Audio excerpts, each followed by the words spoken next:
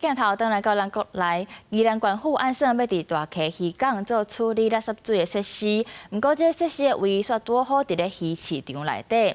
渔民讲安尼害因卖鱼的所在变矮，而且这个设施嘛将有可能会浪费电。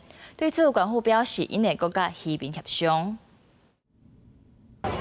真青的鱼仔放伫港边，吸引不少旅客。既然后城大溪渔港主打海鲜青系列，是有名的观光景点。不过最近设伫鱼市场的设施，所引起渔民反弹。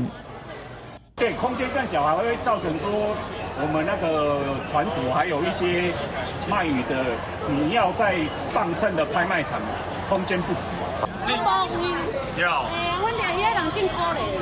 渔民认为这设施减少渔港卖鱼的空间。根据了解，这是因为大溪渔港原本的排污设备老旧，甲污水处理设施拢爱换新，所以向渔业处争取2400万经费要换新设施。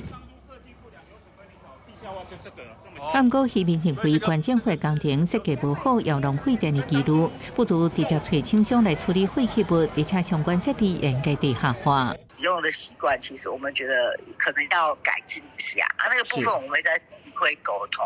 相关工程按照明年3月份完成启用。海洋所表示，原本规划将相关设施放伫1楼，不过量体伤过大，空间无够，今年放1楼，会继续甲渔民沟通，看是不是应透过减少暂时放的方式。 来增加市场使用空间。记者综合报道。